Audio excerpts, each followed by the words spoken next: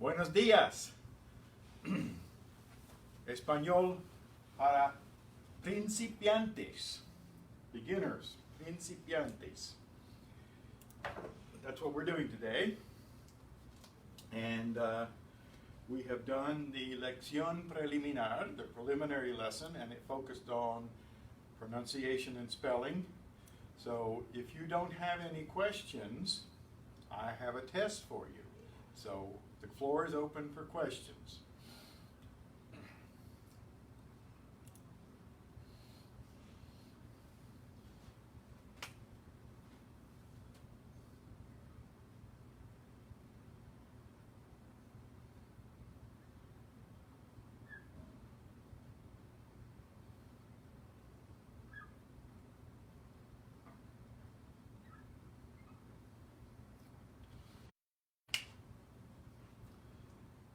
So here are my questions.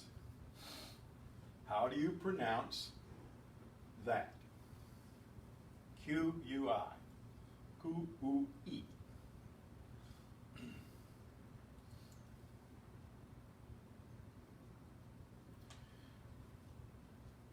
If you pronounced it like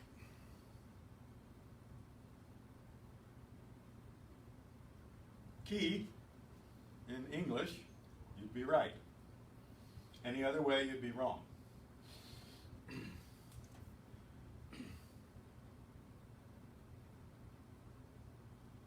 This is K. Not Quay, K. Q-U gives you the K sound. So this is K, this is key. So, how do you pronounce these two? C-U-I and C-U-E.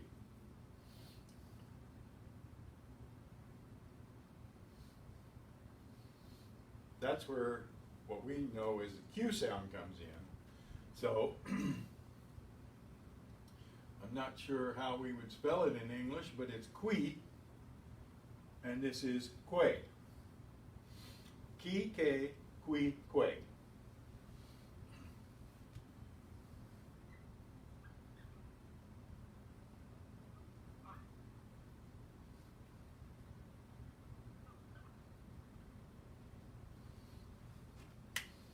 Maybe that makes sense. Qui, que. But we don't need these anymore because we know how to pronounce them, right? There's your test. How'd you do? Okay, so today we're starting Lección Uno, Lesson 1. And every lesson begins with what they call expresiones corrientes. Now, expresiones is pretty easy to guess what that means. But what about corrientes?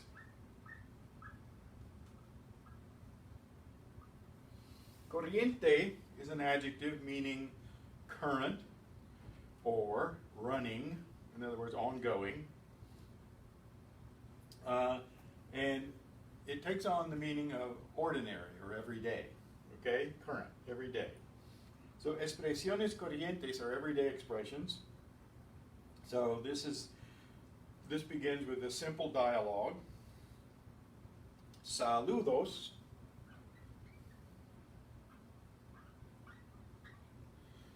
What's our English cognate? What does that look like? Salute, okay? It's a greeting. It's a greeting. Saludos are greetings. So we have this dialogue here. Francisco says to someone named Jose, "Hola, Pepe." Okay, so who's Pepe and who's Jose? Well, they're the same person. Pepe happens to be the nickname for Jose. And Jose says, "Hola, Paco." But who's Paco? Paco is Francisco. Paco is the nickname for Francisco. ¿Cómo estás? ¿Cómo estás? Notice the accent marks. The como is pronounced como, regardless of whether it has the accent or not. But it's in a question, okay? And notice that questions in Spanish begin with an inverted question mark. Some call it upside down, but it's really right side up, but it's just inverted. It's all a matter of how you think about it. ¿Cómo estás?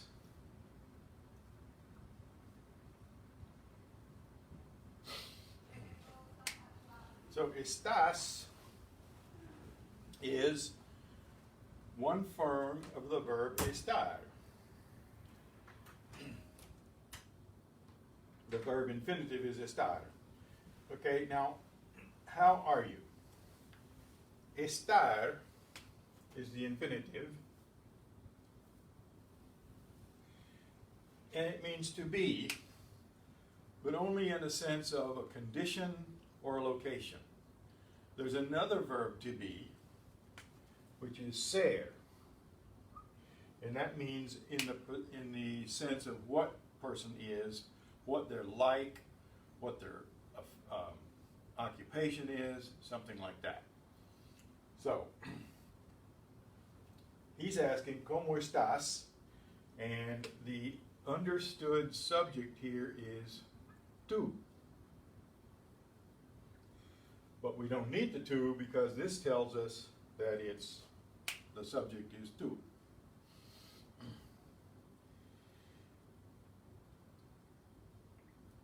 And so, Jose then says, regular. Well, that looks like regular, doesn't it? And that's really what it is, but it just means ordinary, so-so, I'm okay, nothing special.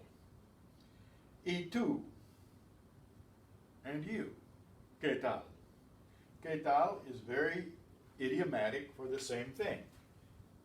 How's it going? How are you? ¿Qué tal? Pues, así. Pues is like a hesitation word. It's like in English, well. Así is so-so. So, así means so. But así means so-so. Pretty easy, right? We got surprises for you. Now, those two guys met up, and they did their conversation. So, do you have any question? If you don't, I have questions for you.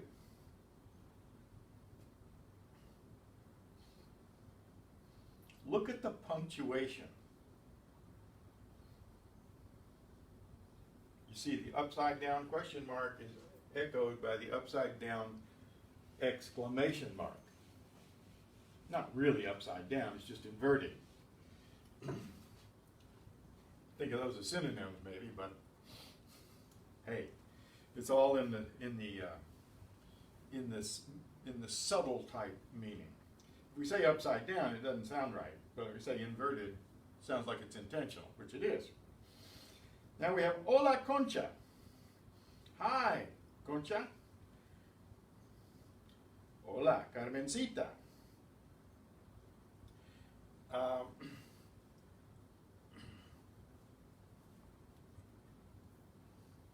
So we have another, ¿Cómo estás? How are you? Muy bien, gracias. ¿Y tú?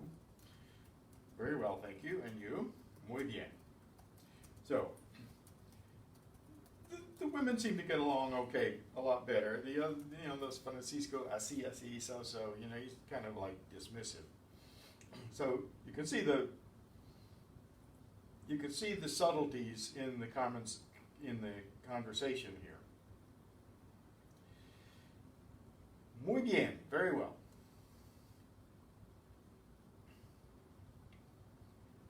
Questions? Did you read the right-hand column? These are nicknames for certain full names. So, Pepe is short for Jose. And Paco is short for Francisco. Similarly, Concha is short for Concepcion, and Carmencita is really a diminutive of Carmen. You will see these kinds of things, typically, ito or ita, as suffixes, which are what we call diminutive suffixes. They tend to make smaller. So it's like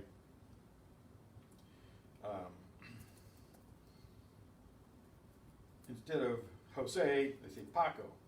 Instead of Concepcion, they say Concha. They're just shortened forms of the names.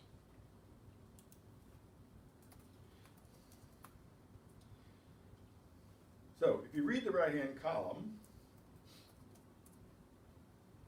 you will get an explanation of the subtleties that are going on in the conversation. And if you read the right-hand column, you will get a lot of information. And it's the information you need to know. So if you skip reading that, go back and reread it. Or read it for the first time. Read it another time after that. Repetition is the way you learn language. That's the way we all learned our own language, and that's the way to go. So if we look on page 31, we have another couple of conversations. This time, there's a difference. The first two are people who already know each other, and they address each other by first names. This one is a more formal conversation, and they don't use the same kinds of things. They don't use the shorthand, for example. For example, in the first conversation, Jose responds to how, and you, ¿qué tal? ¿Qué tal is like how's it going? What's it going? How's it going for you? So that's a very idiomatic expression. We might say in English, what's up? Okay, what's up?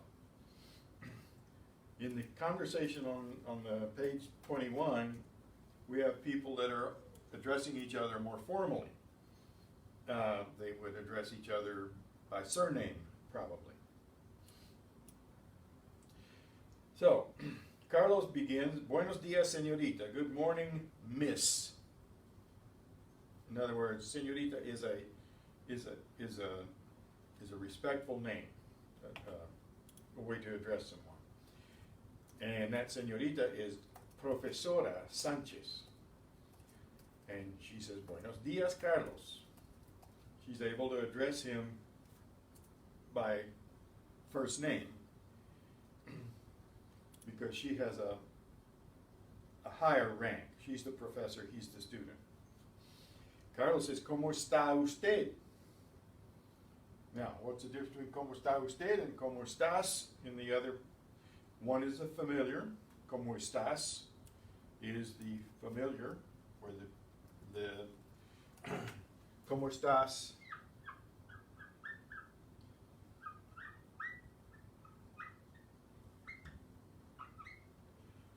This implies that the subject is tú.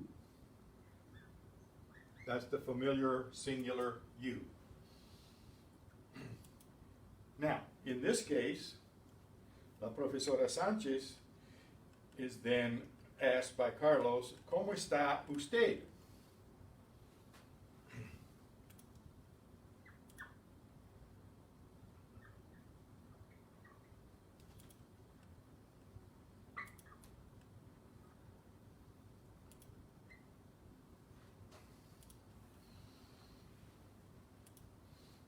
Notice that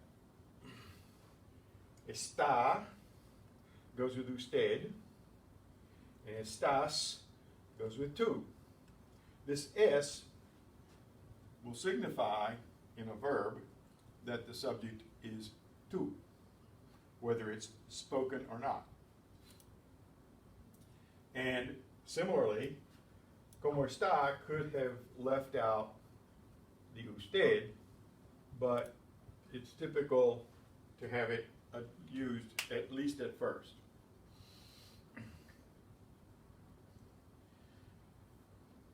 Profesora Sanchez then says, muy bien, gracias. ¿Y usted? ¿Y usted? And you? Muy bien, gracias. So, muy bien means very well. Everything's okay.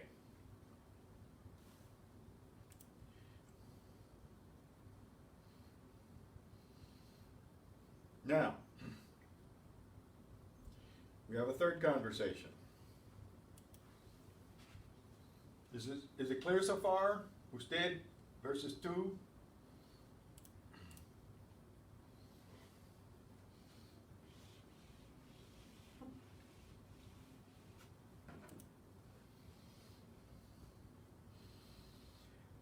The third conversation. El profesor Pérez says, buenas tardes, señorita Machado.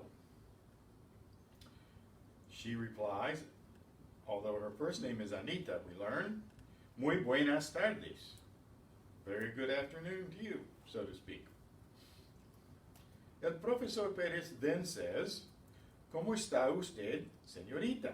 He's using the formal. It's the hierarchy difference between teacher-student and just pals or girlfriends, so to speak. She replied, muy bien, gracias, very well, thank you. ¿Y usted, and you? Muy bien, bien, gracias. He's well. He's not very well, he's just well.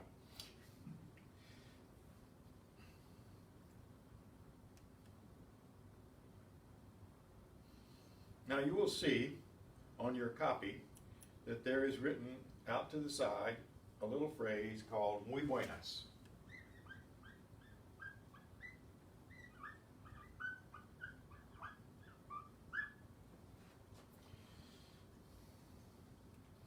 What does that mean? It means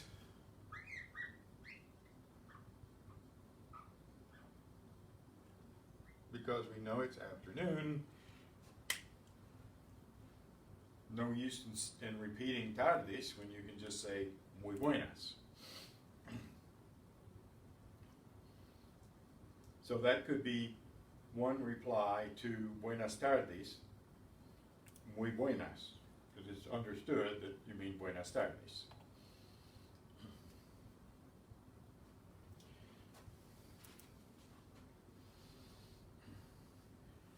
Now, compare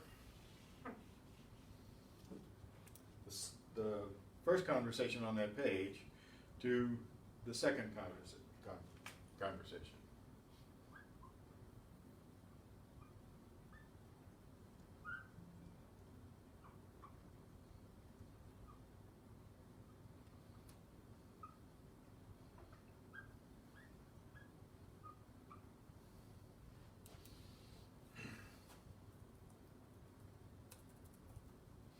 Okay, what's the difference here? The difference here is gender. Gender is what every noun has in Spanish. It's either masculine or feminine. There's some kind of quasi-neuter nouns, but they're rare. Now, what do we know about agreement? Agreement means that adjectives agree with the nouns they're modifying in gender and in number. Okay, so this is a masculine plural, buenos, and días is typically a feminine ending. However, get used to the exceptions, el día is the day. So, los días is the plural. Even though a is typically a feminine ending, it is not always the case. Now, in this case, buenas tardes, we know that this word is a feminine word in Spanish. La tarde, the afternoon. Buenas tardes, good afternoon to you. Why are they pluralized? It's just idiomatic. It just is. Certain things we just accept because that's the way they are. They don't follow necessarily logic, or what we would think is logic. But the logic here is that this agrees with this and this with this. We just don't happen to know yet, in our stage of learning, why this would be a feminine word and this would be a masculine word, because the A is typically a feminine ending. So we have to learn the exceptions one by one as we encounter them.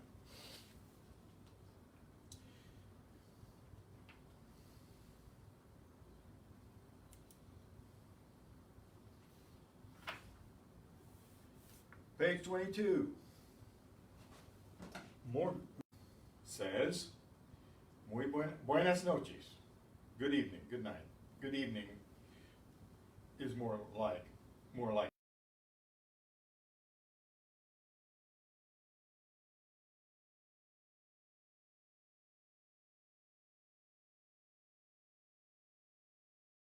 Muy buenas noches, señora. ¿Cómo está usted? Very good evening to you, Mrs. Señora. How are you? Muy bien, gracias. Very well, thank you. ¿Y usted? Before it was ¿y tú?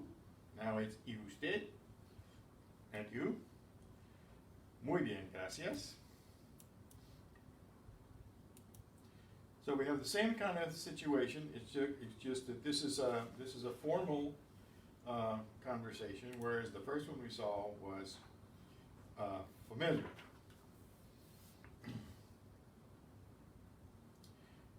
So how do we say my name is in Spanish? We don't say mi nombre es, although literally that is the same thing. Mi nombre es.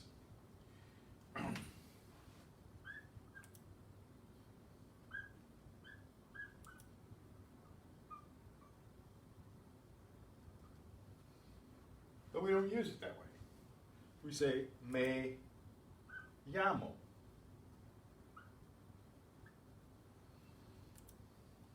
Literally, I call me. I call myself. That's the typical way to say instead of my name is.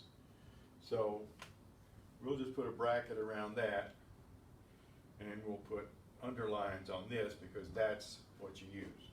Me llamo Tomás. Right?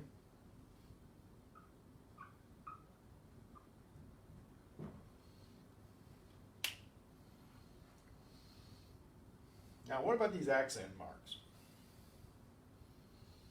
Well, we'll get into that. But in this case, here's the rule on pronunciation. If a word ends in a vowel,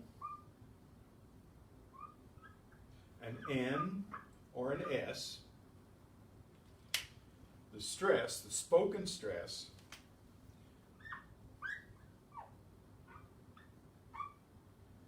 is on the next to last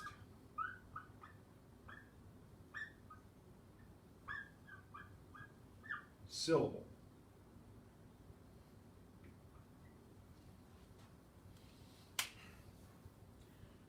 Now, next to last is also called penultimate. Okay?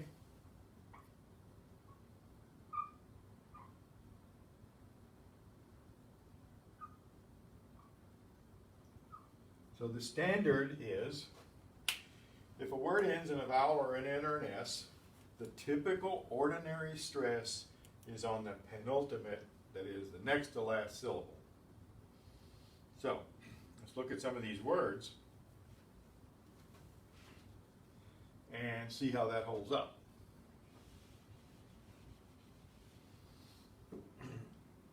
I told you my name is mi nombre.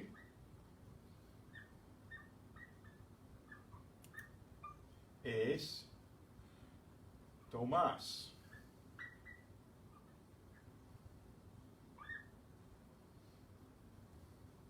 Now, what's going on here? We have an exception to this ordinary stress rule in Tomás. because otherwise it would be Tomas, next to last syllable. It ends in an S, right? It ends in a vowel. Nombre is where the stress is. But Tomas gets the stress there, and in writing we have to show that with an accent mark because it varies from this rule.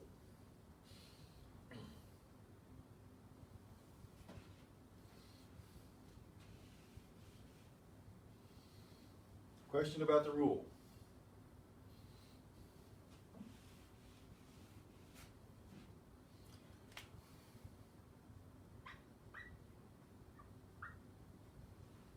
How do you pronounce that? Where is the stress? What syllable is the stress on? First or second? Is it Tomas or Tomas?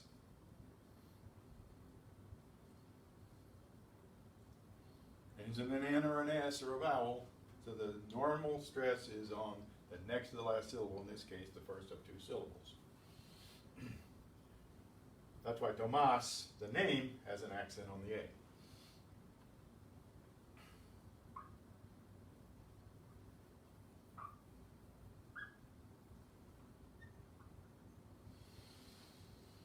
So, let's go back to page 20 and the second dialogue there. We had Hola Concha, Hola Carmencita. Where's the stress? The stress is here, right? Carmencita. How do we know that? Because it ends in a vowel and it's the next to the last syllable. But if, in the case of Tomas, the stress is on the last syllable, so we have to write an accent to show that. How about Jose?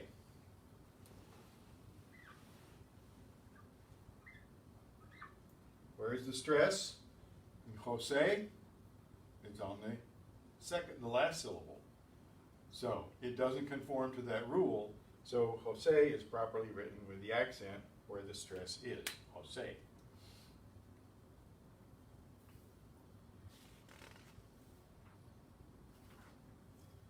Now, let's go back and look at the second conversation on page 221. At Professor Pérez. Pérez has an accent. Why?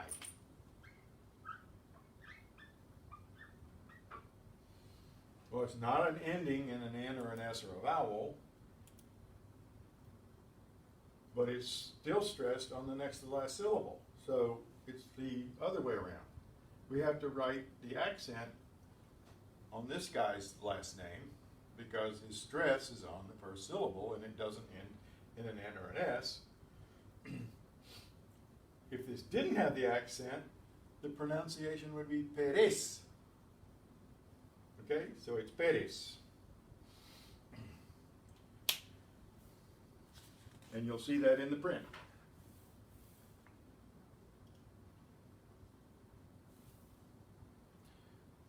Okay, let's go to page 22.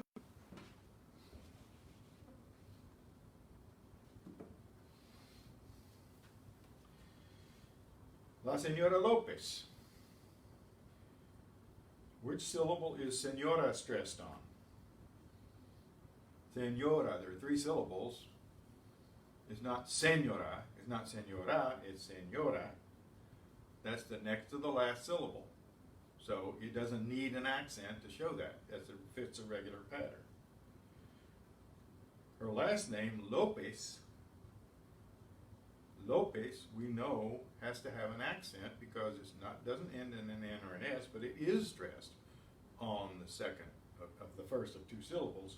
So there's an accent on the low part. Now what about El Doctor Gil? Why is doctor stressed on the last syllable? Because it doesn't end in an N or an S or a vowel. It ends in another consonant, so it's stressed on the final syllable, doctor. Gil only has one syllable, so it doesn't need an accent in any event.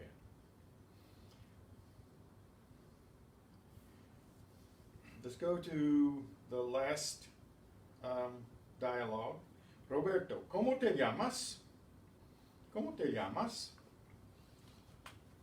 Notice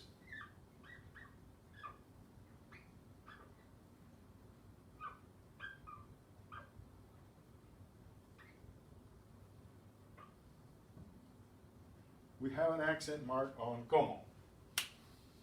It's because it's used in a question. We do that when it's used in a question or an exclamation. There's certain kind of question words like que, como, cuál, cuando, etc.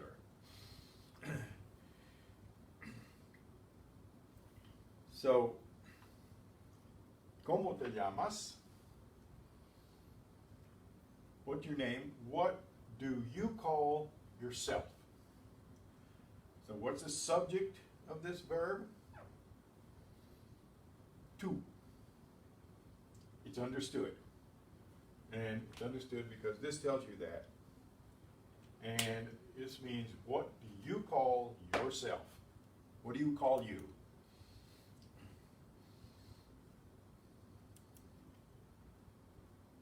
And Carmela replies, Me llamo Carmela. I call myself Carmela, or my name is Carmela, but she says it in the Spanish way. ¿Y tú? And you? Me llamo Roberto. Now, what's this thing about me llamo? Carmela is a female, so she has an A on the end of her name, and Roberto is a male, so he has an O on the end of his name. What about this llamo thing? Where's the gender there? Well, llamo is the verb. Verbs don't have gender. They have tense, and they have person, and they have number. Okay, person and number are, who's the subject?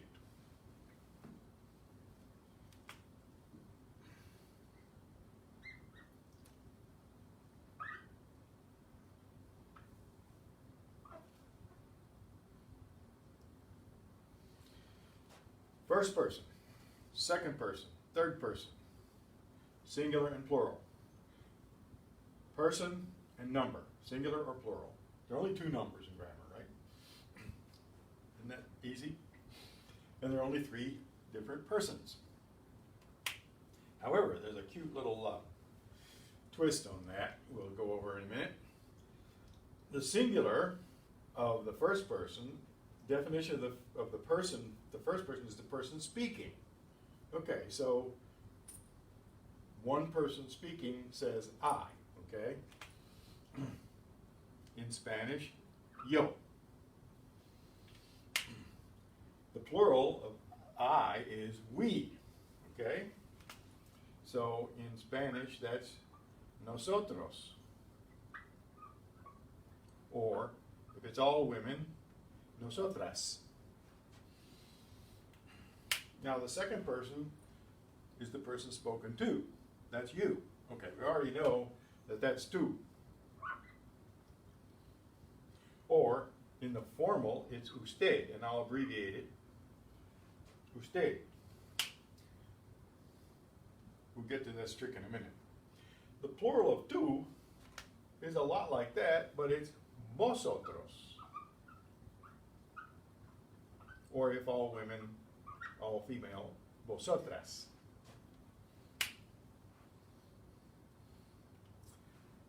Third person, person spoken of or about. So that would be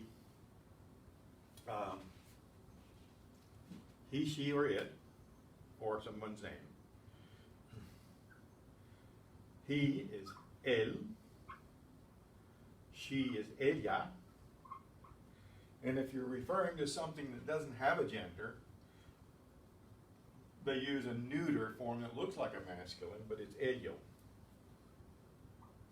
Okay, that means that stuff we were talking about.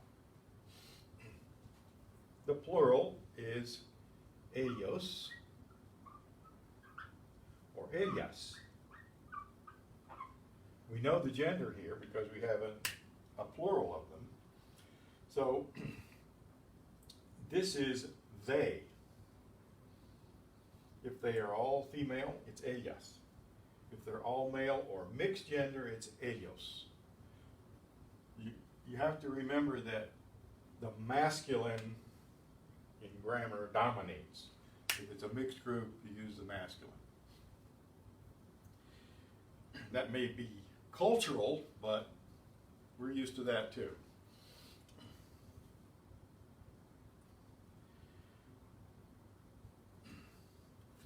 So, me llamo Carmela, y tú?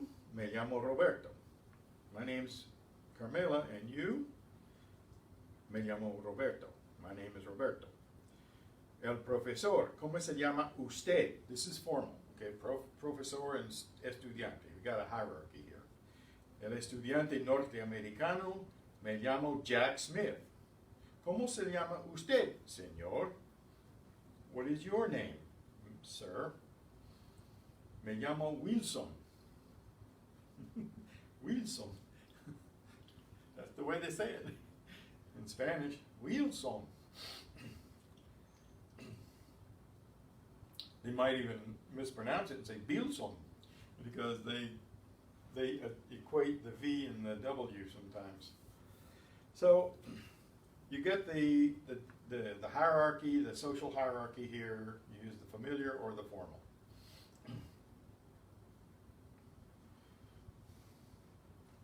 Questions. If you don't have a question, I have to assume you understand this as perfectly as I explained it.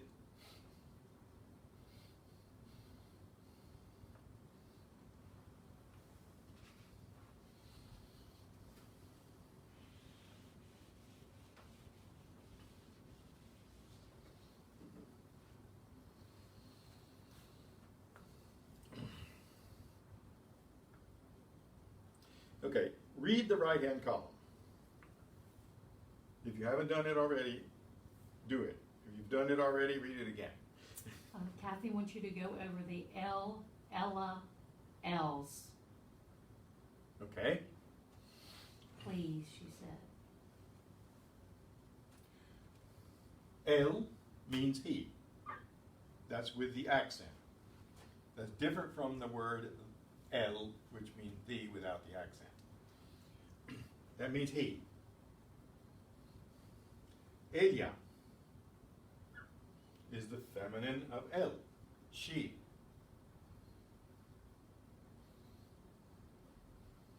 And what was the other one she wanted? L's, E-L-L-S, or E-L-S. ELS? I don't know an EL. E-L-L-S. Ellas. Okay, that's a plural. That's the plural of ella. Ellos is the plural of el, or even a mixed group. If they're all women, all girls, all females, be ellas. If it's a mixed group, ellos. If it's all guys, ellos. Does that answer your question, Kathy?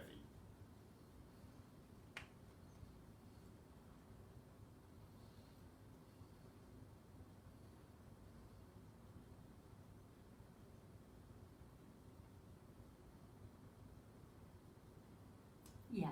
Yes, okay. Any other question? Now, let's take this peculiar thing. We had tú estás. This tú is an orthographic inconsistency, okay?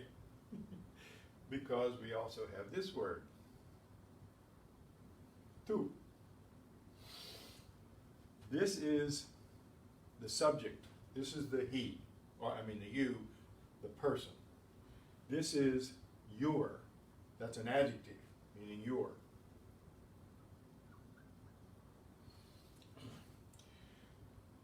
Now, tú estás, this is telling you that it goes with this. This S ending on the verb tells you that this was the subject. You wouldn't even have to have that when you saw this word. okay? Tu, meaning your, doesn't have an accent. So,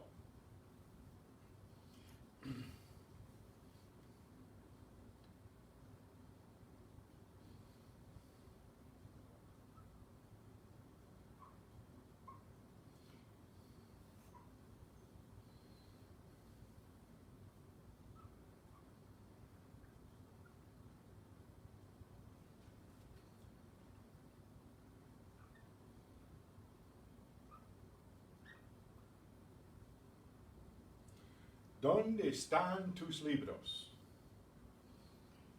Where are your books? This is an adjective. This is the plural form of tu as an adjective.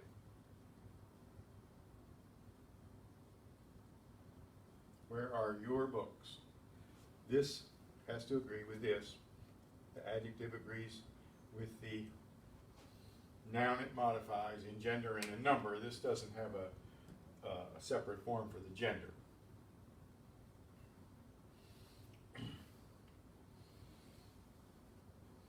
Now, ¿dónde están mis libros?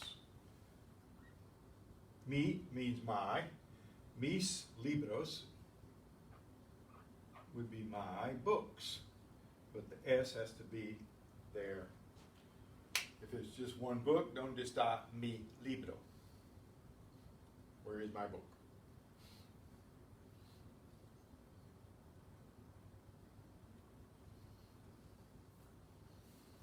Does that answer the question about the different U's and the different forms of TU?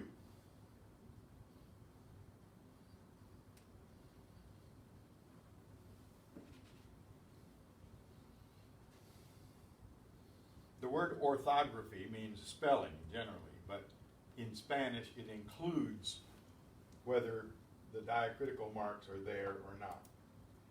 That is part of the spelling, so to speak, that accent mark. And its absence is also part of the orthography.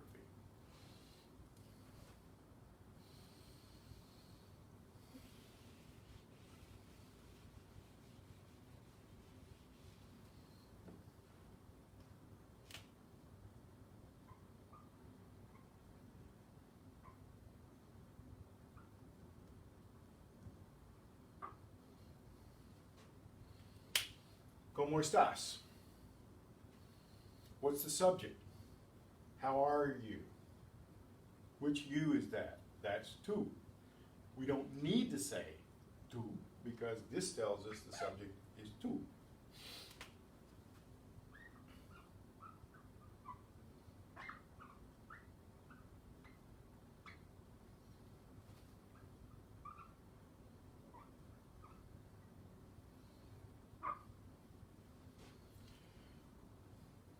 Now, what's going on here? Both of these mean how are you? This, of course, is the familiar tú. ¿Cómo está usted? ¿Cómo estás tú? We'll put that in brackets. We could put this in a dotted bracket, maybe, because if it's clear that you're speaking to someone and you just say ¿Cómo está?, you don't have to say usted. But you could do without it, based on the context. Now, what is usted? And why is it not estás usted? Well, as I think I mentioned earlier, one is a formal and the other is the familiar. So this is the familiar, this is the formal. But why does this one not get the S?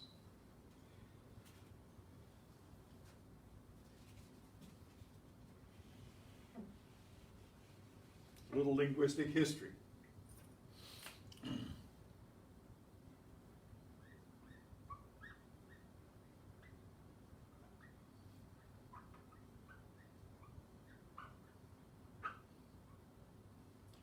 This is old-fashioned Spanish, which means your grace.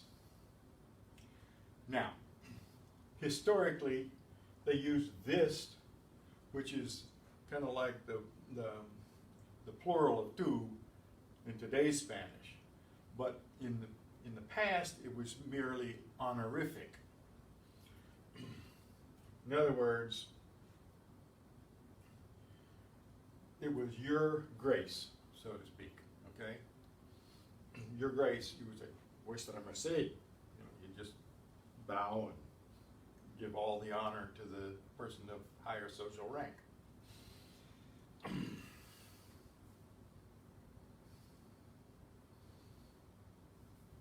That's all that got left after centuries of overuse. Usted. So, since this meant your grace, this is the formal you. And the tu is the, like, first name basis, informal you.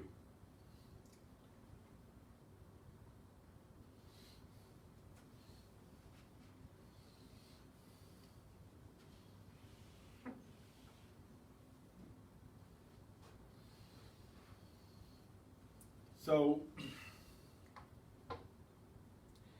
we have a pronunciation exercise on page 23. And I want you to read the right-hand columns when you get all of these instructions, okay? Because that's where you're going to learn why. I sometimes bristle when someone asks a question why in language, because language is what we just get, right? Why do we say why? And when do we say when? Or why does we say when we meant why? Hey, these things are because they are. But it is good to understand the rationale. So the reason behind usted as opposed to tu has to do with that social distance. Page 23.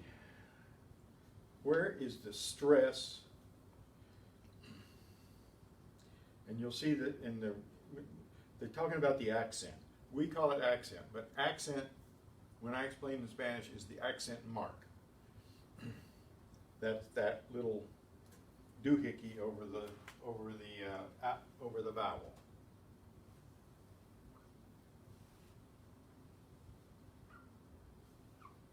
That's an accent mark. The stress is where the spoken emphasis is in a multi-syllable word. Okay? Stress versus accent. If you see an accent, you know that's where the stress is. It's not necessarily the other way around. You don't know where the stress is if you don't see an accent. You have to figure it out based on that rule. Does it end in a vowel? Does it end in an S? If it does end in a vowel, N, or S, the normal stress is on the next to the last syllable. Any departure from that requires the written accent to show you where the stress is. Okay? So let's look at these names and these verbs.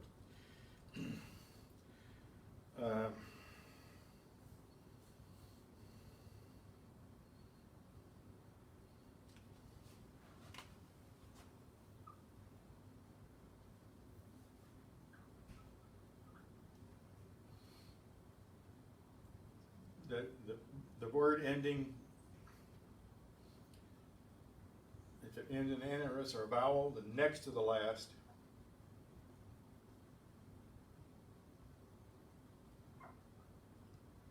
is the normal place you put the stress.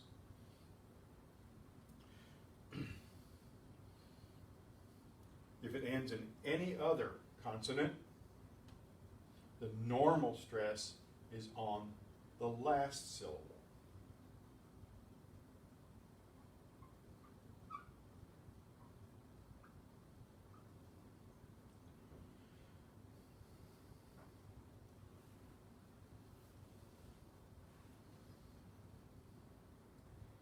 And you'll find that typical endings, other than N or S, or the consonants are L's and R's.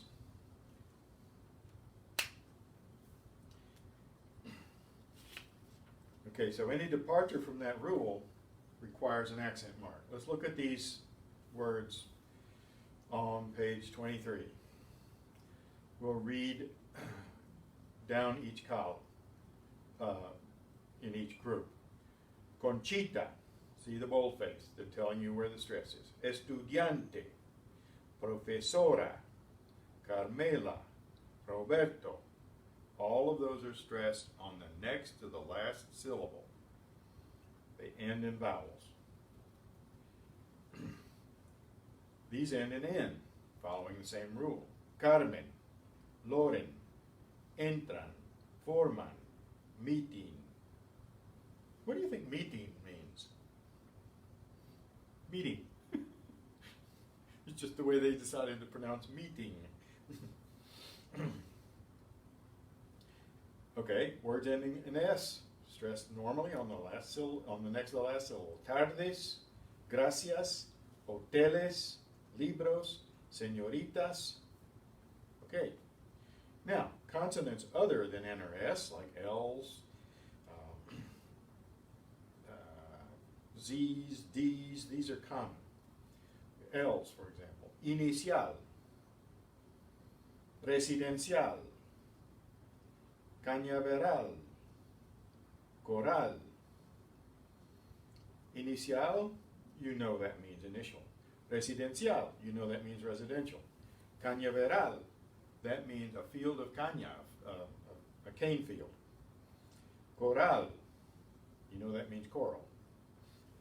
Madrid, Madrid.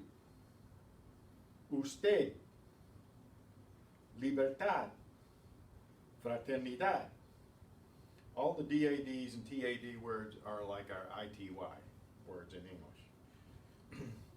So Madrid is though Madrid. Usted is usted. Libertad is liberty. Fraternidad is fraternity. Other consonants like a Z. Feroz, atroz, Badajoz, capaz. For your information, feroz means ferocious.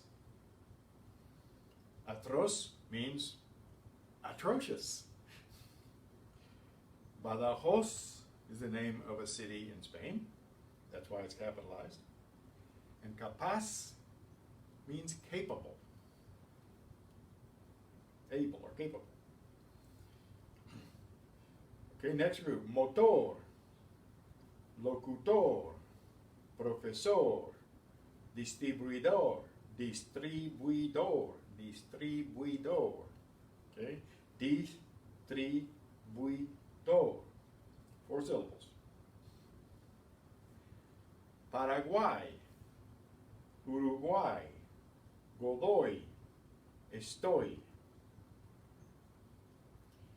I know in English we say Paraguay and Uruguay, but it's not in Spanish. Paraguay and Uruguay. So please pronounce them properly, despite our habits. The next group. Now here we're going to be guided by the actual accent mark. We'll put the stress on that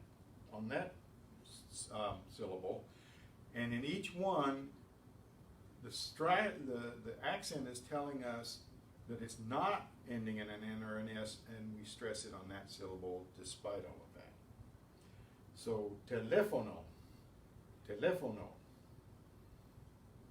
cómico, cómico, simpático, simpático. You might think simpático means sympathetic, but it doesn't. It means friendly or pleasant personality. Lógico, lógico. Televisión. Civilización, civilización. Every syllable is separate. Civilización, civilización, civilización when you speed it up. Sultán, Corán. Any guesses of what those mean? Televisión, civilización, sultán. pretty easy. How about Koran? Spell it with a K and you'll know what it means. Names. Gomez, Sanchez, Vasquez, Perez. Those are typical surnames in Spanish. Café has to have the written accent to stress that A. Papá, again, need the accent. Sofá. Rubí. Francés. Inglés. Aragonés. Interés. So francés means French. Inglés means English. Aragonés means from Aragon, which is a region in Spain. Okay, let's try these others at the bottom of the page. Raúl, that's a first name, a man's first name. Continúa, continúa. Notice how that makes ua, not wa, but ua, because you pronounce that U separately. Maria, Sofia. Page 24. Some words are pronounced identically, even though they have an accent mark on some versions. C and C. The first C means if. The second C with the accent means yes. De and de. The first de means of or from, and the second one means give. Usted, deme mi libro. Give me my book. Usted. Más versus más. Más without the accent is one way of the word but, B-U-T. And más with an accent means more. Now in Spanish, we wanted to say, if something's hard, it's difícil. If we want to say it's harder, we say más difícil in Spanish. We say more difficult. We don't say difficulter.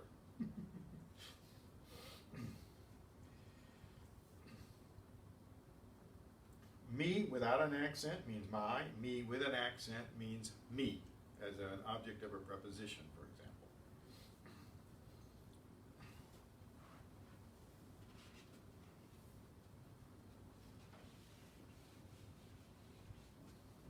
I'll just illustrate that real simply.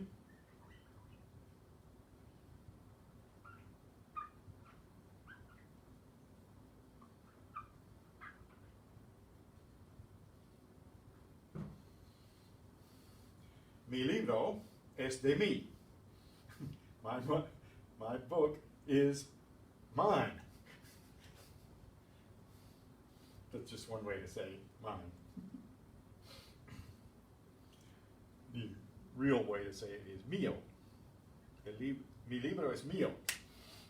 My book is mine. Okay? Questions? We've got 2 or 3 minutes. No questions? You better ask questions because I'll have them for you. Can I ask you a question? Sure. So if you do it as a lady, you say mi libra es mia? No. No. Every noun has its own gender. Okay. Book is libro. Oh, okay. Okay? It has a gender. Okay, gotcha. Now, if we're talking about people, yes, people have gender too, and it Right. follows the he and the she, and then if we have an it, and we don't know what the gender is, then that's a different issue. Okay.